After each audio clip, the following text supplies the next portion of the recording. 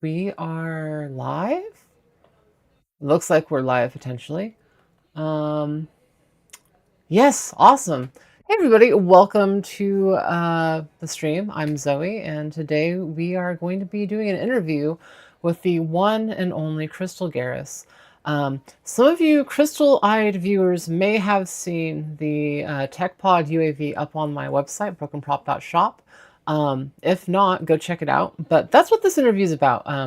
Sit down with the creator, Grystal. Some kids build sandcastles. Grystal Garris found helicopters to nap in. Growing up on an army base near Hamburg, Germany, she had a knack for wandering off.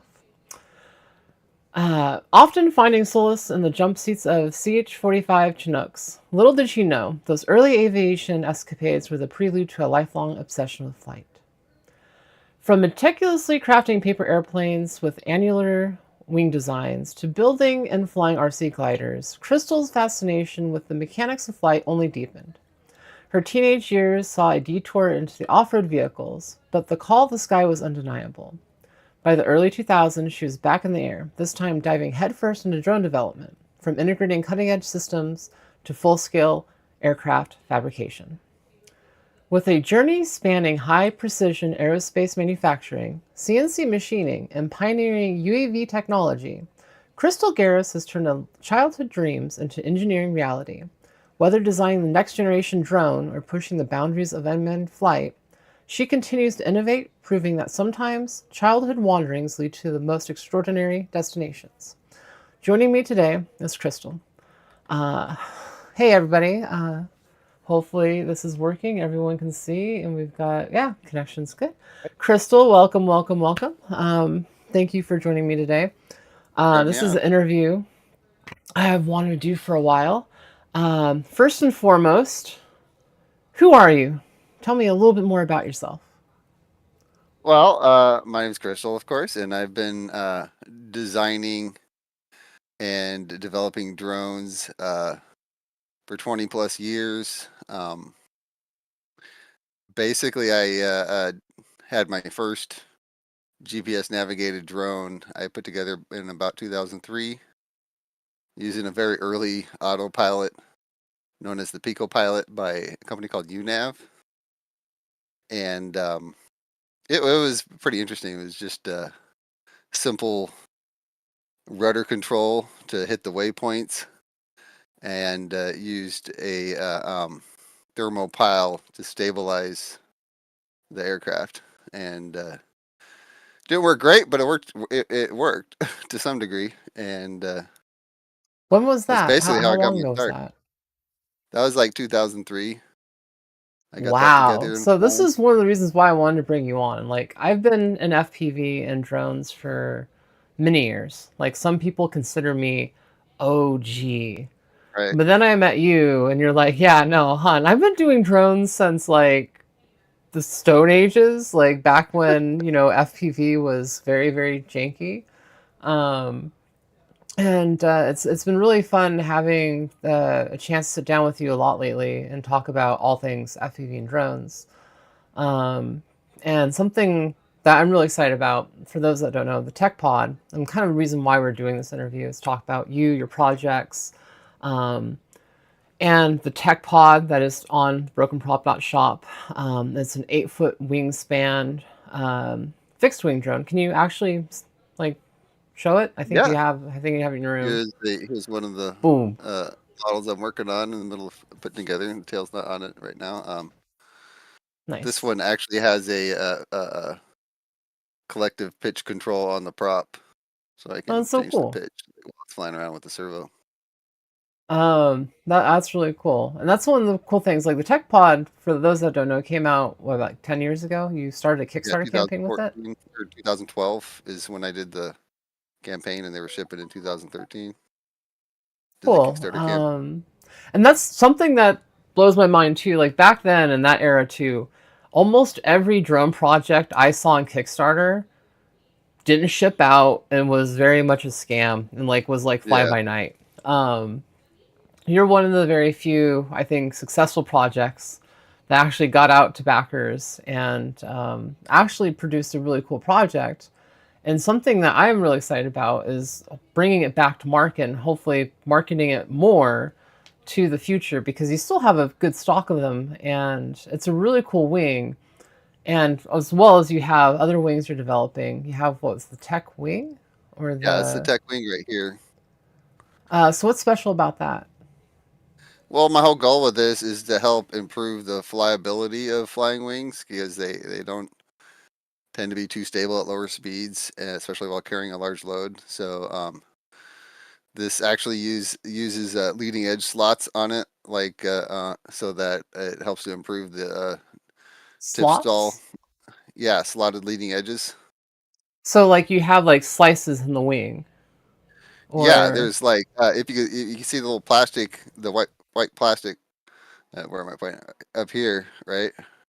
mhm. It's actually the air. There's actually a gap between that and the rest of the wing, and so air can Interesting. basically when it's at a high angle attack, the air will be kind of scooped over the leading edge, so it doesn't just tumble over it like when it goes over. Reducing your overall stall speed.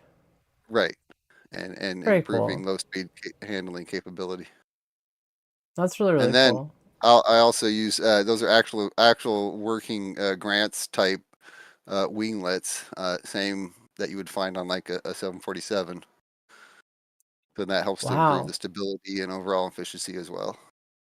Yeah, that's a really cool looking wing. Like I know my first wing was a TPS Caparina. I'm a huge TBS fangirl still. Trappy, I love you.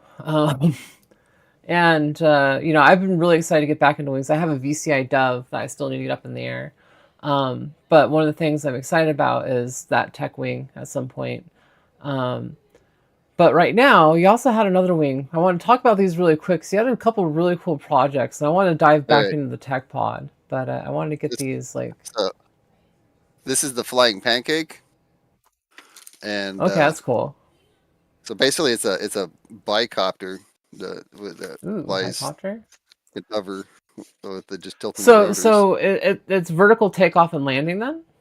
Yeah, and then Okay. it can Which, by the way, fly audience, I know the answer to most of these forward like questions. so. I'm asking for people at home that may or may not know what it is we're looking at. Like, I'm trying to do that interviewer role of like, oh, tell me more about this thing that the audience may not have a full, inclination on. Right. So please, everyone at home, bear with me. I am new to interviewing. Yeah, this is something that Crystal wanted to do. I thought it was a great idea. And honestly, I haven't done a lot of live stream content lately. Thought it'd be nice to get something out into the internets. Um, but yeah, so Crystal, so it's a bicopter pancake design. So the pancake design harkens back to World War II, or was that Correct. before World Yeah. War II? Okay. Yes. Um, Yeah. so what makes There's that a few. special? Well, it's what makes it special is that because it's such a minimized design, it can have very low parasitic drag at high speeds, Mm, and while still be able to land at very low speeds, because you can still land this like as a traditional airplane. Like it has landing gear on it. You can still come in right. and land it like a traditional airplane, or you can come in and kind of flop it down.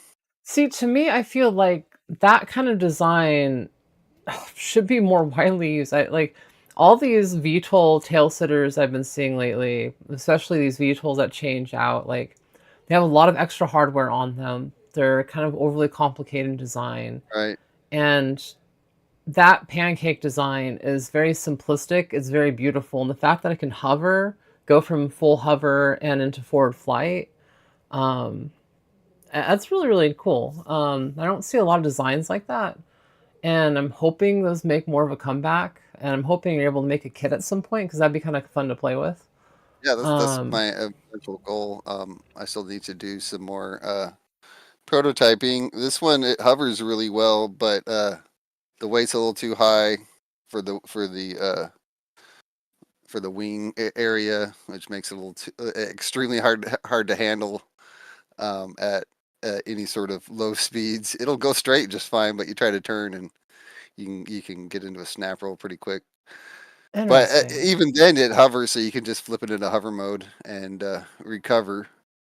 But I do want it to improve the low speed handlings of it, so I'm my plan is to bump up the size of it a little bit while keeping the same running gear, so it doesn't Nice. gain too much weight while getting a little bit lower wing loading. Very cool. And one of the aspects of it I would like to point out is like a lot of like tail setters like you're pointing out, they have really long wings, which like are great for when you're flying for efficiency and when you're flying in regular forward mode of flight. But when you're trying to hover it and trying to land and you got wind fighting it, it becomes a liability. Hmm. Because it just, the big flat surface just blows you around more when you get a little bit of wind going, which is one of the big weaknesses of those type of tail sitters. Now, what's really interesting to me is like both of those projects, Tech Wing and the Pancake, both of them are very, I would say, almost advanced designs because you have those leading and trailing edge slits on the wings of the Tech Wing, which very, very cool. Likewise, the Pancake, you have, it's a bicopter. Like it's best of both worlds, right? I mean, Right. I knew I was gonna get in trouble saying something. But the biggest thing is like both these are great designs, but what I like about the TechPod is the TechPod I feel like takes overall the general basics of, a larger wing and you really decked it out for efficiency. Like it Right. does one thing really well, that's being efficient. Like this is a machine that has already surpassed, and from other people testing it, not you, but other people testing it, 300 kilometers of range or something to that effect, or some Right. One. ridiculous. Yeah. Some one of my clients flew it around in circles for 300 kilometers, and that's That while is turning and not going insane. straight out. So So like you it got has a lot of to. distance. Like it's a really cool machine because it has that like absolute authority in the air, and it's, I don't know. There's not a lot of wings I know that have the ability to stay up for several hours at a time. Also, Well, are you behind the New Jersey drone incident? Because I'm just saying, people keep saying these drones are staying up in the air for hours at a time, and I live in I Washington Edition don't in my defense, so I haven't been anywhere near New Jersey, and well, I don't think I've ever been there actually. know. And I do also Yeah, happen to no. work with agricultural drones, which are the size of cars, but there's that too. I just want to take a quick chat. Hey, everybody, for tuning in live. This was an off-the-cuff live stream. Bushcrafter Duke Face, Stone FPV, CMYK, Bowiz, Stone, Remy, thank you for tuning in and everyone chatting. I know a lot of people will probably be tuning in after that. I'm really bad with timing on live streams. Generally, it's either live or it's gone. Um, a lot lately, when I do live streams, I want to do them purely live, and then once they're done, they're gone forever, unless it's like a planned event. This is a planned event, although it wasn't really announced, and I wanted to do this last week, but the holidays and everything else kind of got in the way. So thank you for being flexible with the timing today. And for everyone tuning in, thank you for being here. Um, I, one of the things that I can do with my channel is shine a spotlight on other people and projects. And one of the things I've been trying to do lately, especially on my Instagram, is share with the 3D community. Because like I produce a lot of content, but honestly, I want to start promoting the content in the community more, especially within my little niche. And my little niche also involves my friends, and you're amazing person. And honestly, the tech pod's really cool, and I'm really stoked to have it up on my website. Being right now one of the exclusive carriers of it, um, Well, and thank you. I'm helps. excited to work with you. Yeah, and it's just like one of the things I love about my unicorn project is that it's something that I brought to market years ago and have brought it back and have kept it in market and have really worked to make sure that it's available in multiple locations and it's a viable project going forward even if I disappeared for whatever reason. um, and one of the things I've loved doing this past year is making upgrades for it and reinvigorating life into that older project. And one of the things I noticed you doing with the tech pod is kind of upgrading it and adding new life to that project because it's one that is very old. Like it's been around, what you said, 10 years at this point, 11 years, Yeah, like 12, 12 years. Jeez. like Um, 11, 12 years now. and that's something I really like. So there's like a lot of companies coming out with new products. There's a lot of companies coming out with like really cool wing designs with big claims, but this is something that's been tested. It's like a lot of people love it. Just you being and posting a few things in a couple of different wing communities have gotten people interested in it again.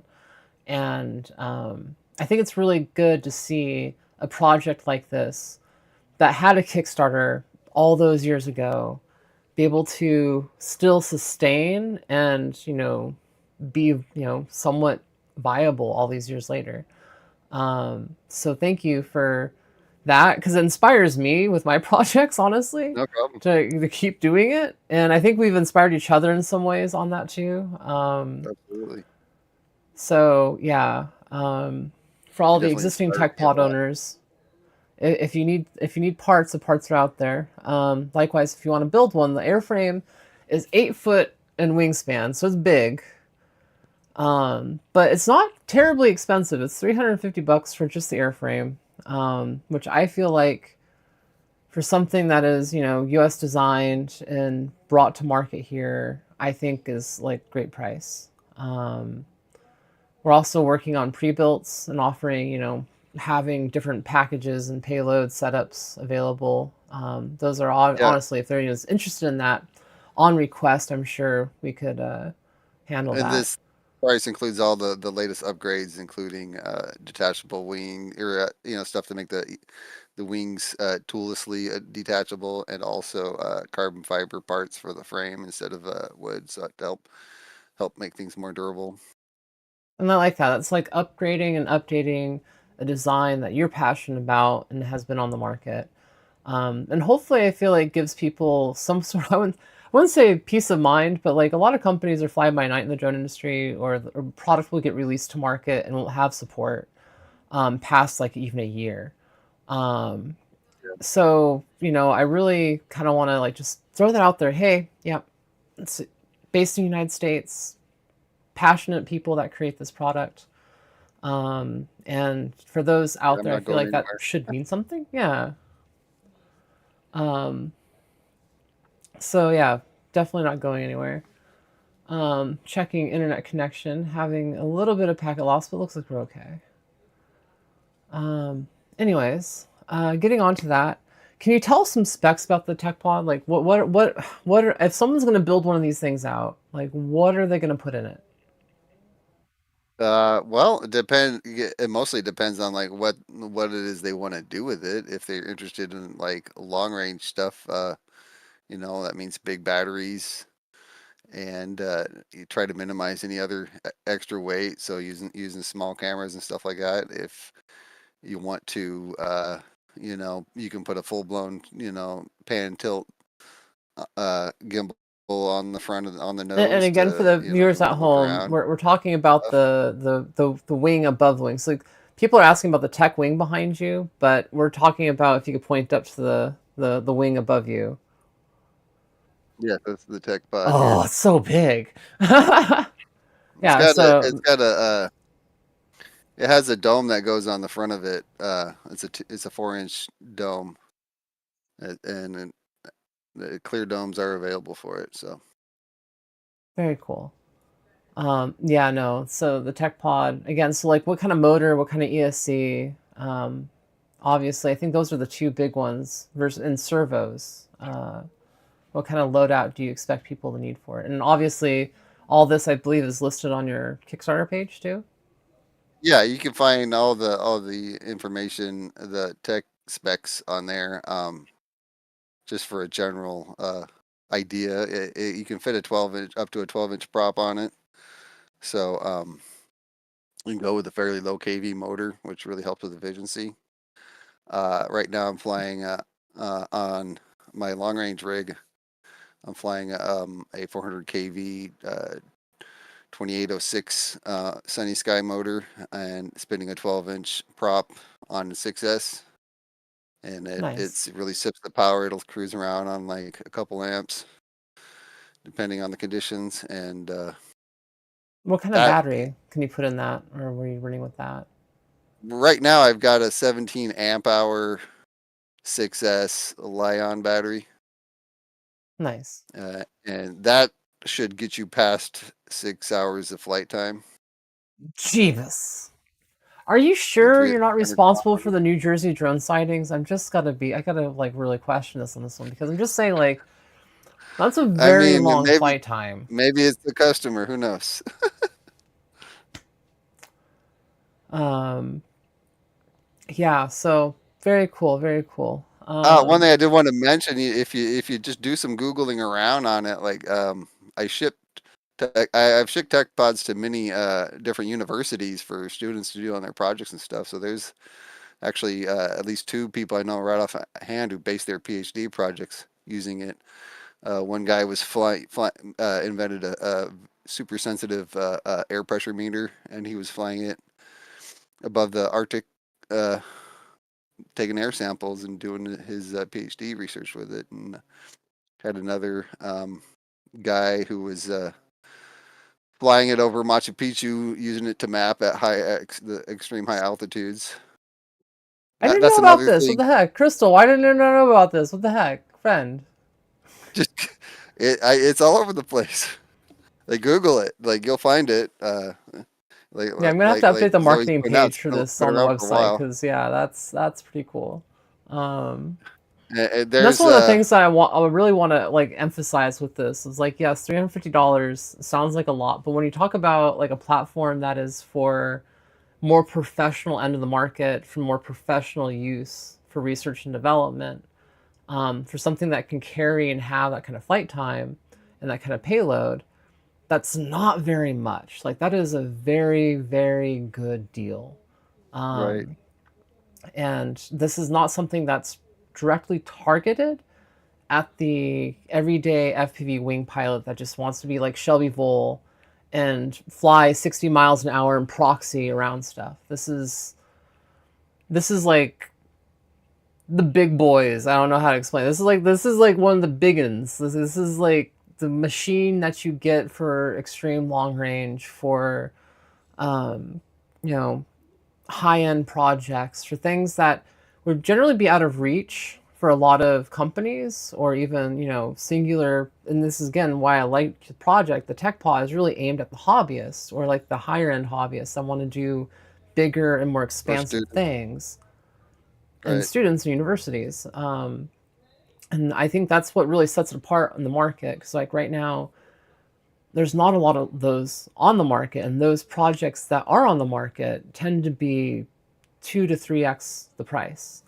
right. So um, just kind of putting that out there because, like, I know for me, a lot of people that watch my channel, you know me for my flippy floppies, my 3D. Me know me from X class stuff. If you do, you know I love giant, giant machines. I like them big. But I have flown wings before, and I really do love wings. And honestly, it's interesting to explore this more and to have someone that's so knowledgeable in that, kind of giving me that insight. And then to also help the project kind of give it some life and bring it into the world. Because, like, my website, brokenprop.shop, like, I just released a new motor.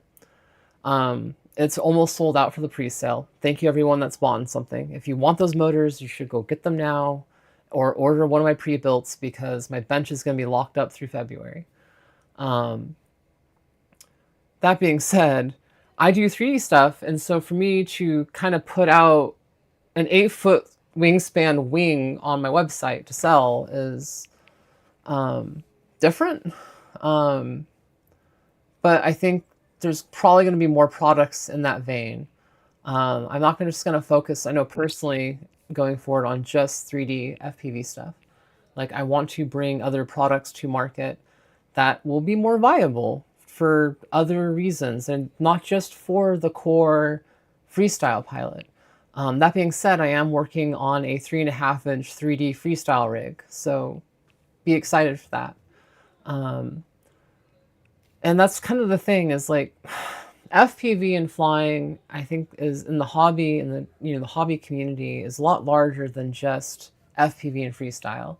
Um, and I really hope that I can help you um, reach a new market with it, um, and hopefully find some new ground with it. Because I know I personally cannot wait to start flying these things.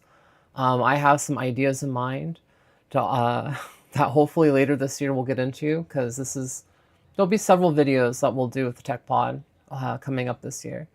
The only thing that I have signed contracts for to make videos on is the TechPod, because I believe in it. I think it's a great product, and if you buy one from my site, obviously I get a commission. But it's beyond that. It's supporting a great product, and again, it supports Grystal directly. We're not, big faceless corporations either. Um, so that's my marketing spiel. That's me, pushing to my community and the people out there. Um, but yeah, Well, if Grystal. you'd like to know, like exactly what makes the TechPod so special and what gives us its high performance, and what I didn't see in the market that I felt needed to be filled. Well, basically, one of the biggest things that makes airplanes efficient is high aspect ratio wings. It means long, thin wings. That's why most gliders have extremely long, thin wings, because that's how you get efficiency. And now Wait, FPVers wait, for wait. years have Are you been, taking shots at all the thick boy wings out there? The thick boy pilots, the thick wings. Are yes, you a thick yes, thick wing hater? Oh, yes. I mean, oh. when appropriate, But it makes but sense. I mean, there's truth to it. the thing is, I mean, thick wings are great for maneuverability. That's why you know, like flying pancakes got a nice thick cord to it. I mean, that's got a low aspect ratio. Jeez, thick boys. Yeah, Right. no. They're great for flying in circles and doing stunts and stuff like that, but they're not great for efficiency. And that was Hmm. exactly, back in the day, a lot of people would, grab gliders and stick autopilots in them and camera and do long range FPV and stuff like that. But the problem with grabbing a glider off the shelf is that they weren't made to carry a load. They weren't designed. The wings weren't designed so that they'll still be efficient when carrying Sorry, a lot of sorry, weight. sorry, sorry. Okay, now keep your mind out of the gutter. But there just wasn't anything like that out there that was, basically a large glider that was designed to carry a load in the first place. And so, you'd have to try to cram all your gear in these really thin fuselages. And there was a few, back in 2012, there was a few kind of special made fixed wing out there, like the Caprini and the what was it, the XUAV thing. I think it's the Talon nowadays. But I those still are have great my airplanes. original But TPS Caparini, or the nice, Caparina. And again, I love TPS. I love the wings they have. right? And they're great. Like what makes greens great is like you crash them and dust them off and keep on going. Yeah, But they suffer with low speed stability and efficiency. Um, but yeah, that's basically why I wanted to make it, just because there wasn't anything out there like it, and in a lot of ways there still isn't. Like, sure, you can go out and spend a few $1,000s on some of the composite stuff they have out there that's available, but it's there's not much any sort of choice like that. right. Well, thank you. Anything else on this before I start wrapping this up? Well, my future goals with the tech pod is to eventually. So I've got about 95 units on hand left over from the Kickstarter, and my plan is to something I'm working on. Hopefully, have some units, at least some prototypes this summer. Is a composite tech pod. Very cool. That's gonna be cool, and I'm looking forward to seeing some updates. And if anyone has any questions about the Tech Pod, you can hit me up on social medias, email. Likewise, you can hit Crystal up. And yeah, how can people find you, Crystal? I Hobby guess this is social UAV media. is my website and my YouTube channel. Nice. And you can And, find me and on Facebook and Instagram and the rest. nice, nice, nice. Um, cool. I'm gonna do a little outro. Uh,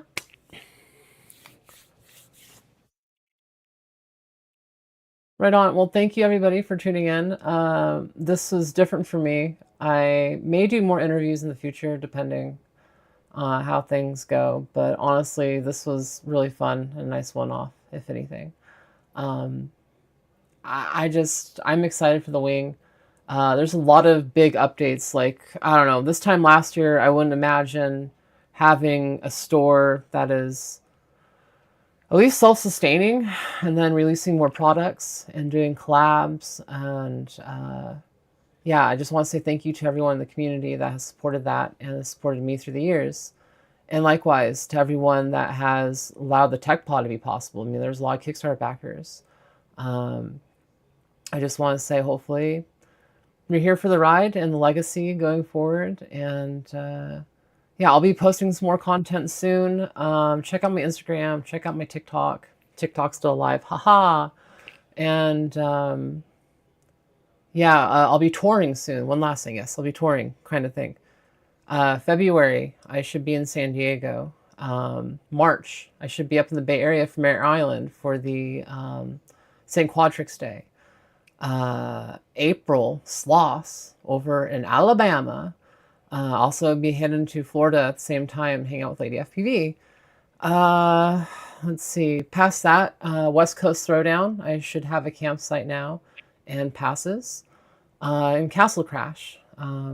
So bunch of really cool events coming up this year.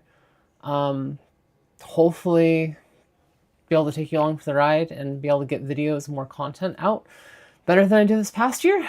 And yeah, thank you all for watching. I've been Zoe FPV. You've been awesome. And yeah, peace.